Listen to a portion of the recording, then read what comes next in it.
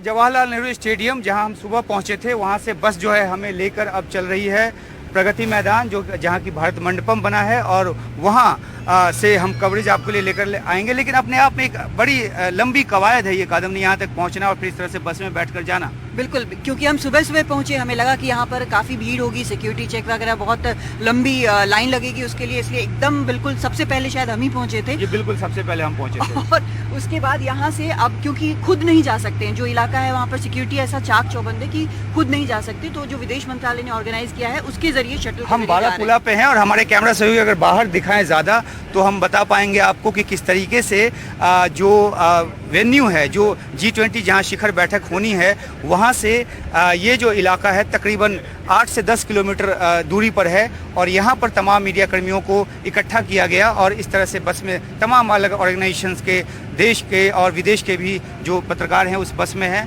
और हम लोग इस तरह से अब वेन्यू की तरफ जा रहे हैं। और जो सबसे आज बात अलग लग रही है वो ये कि आम दिनों में इन सड़कों पर इतना ट्रैफिक होता है कि इतना ज्यादा वक्त लगता है कि आप सोच नहीं लेकिन सकते। बारापुला बिल्कुल आज खाली है। देखिए संजय कौशिक हमारे कैमरा सहयोगी दिखा रहे हैं, तो ये एक नई तरह की दिल्ली नजर आ रही है और कई दूसरे शहर भी नई तरह के नजर आते हैं, इसमें श्रीनगर भी शामिल है। बिल्कुल, और अगर आप ये देखें साइड में, अगर आप देखेंगे तो अलग अलग, चाहे हम्पी हो चाहे दिल्ली हो, उनकी भी तस्वीरें लगी हुई हैं। कुछ इलाकों और को ये प्रगति मैदान से ढका भी गया है। दूसरी तरफ ये एक गेट जो है वो प्रगति मैदान का गेट नंबर आपको दिख रहा है, और अब बस फव्वारे, ये नए फव्वारे हैं जो लगे हैं और चल रहे हैं, ये नए फव्वारे हैं। इसी तरह जो हमारे ऑडियंस जो हैं, जो दर्शक हमारे दिल्ली में नहीं हैं या अभी परिवर्तित दिल्ली जिन्होंने नहीं देखी है, वो ये देखें कि किस तरह से बिल्कुल बदली अलग रंग में दिल्ली नजर आ रही है। अब हम बिल्कुल प्रगति मैदान में जिस गेट से हमको अंदर घुसना है, हम वहाँ पहुँच चुके हैं, और यहाँ पर आपको बताएं कि बहुत महीन से, बहुत गहन तरीके से यहाँ पर सिक्योरिटी चेक वगैरह होगा, जो कि ज़रूरी भी है क्योंकि इतने सारे देशों के राष्ट्राध्यक्ष आ रहे हैं, अहम लोग आ रहे हैं, तो सुरक्षा जो है वो बेहद ज़रूरी है।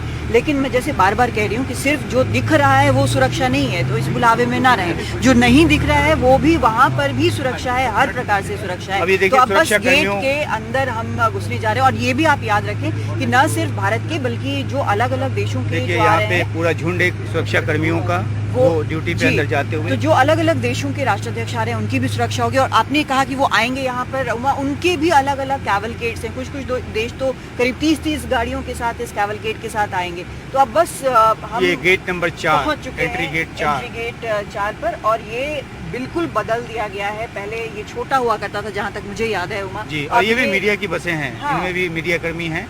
अब इस गेट को आप देखें कितना विशालकाय बनाया गया है, बिल्कुल उस तरह का जैसे कि अगर कोई भी अंतर्राष्ट्रीय आयोजन हो उसके लिए बिल्कुल ये और अब हमें यहाँ अच्छा पे उतरना होगा और यहाँ से पैदल चलना होगा। तो हम कोशिश करते हैं आपको वो जो रास्ता है वो भी दिखाने की कि किस तरीके से हमें अंदर एंट्री मिलती है, और अपना अपना सामान उठाकर हमें यहाँ से चलना है।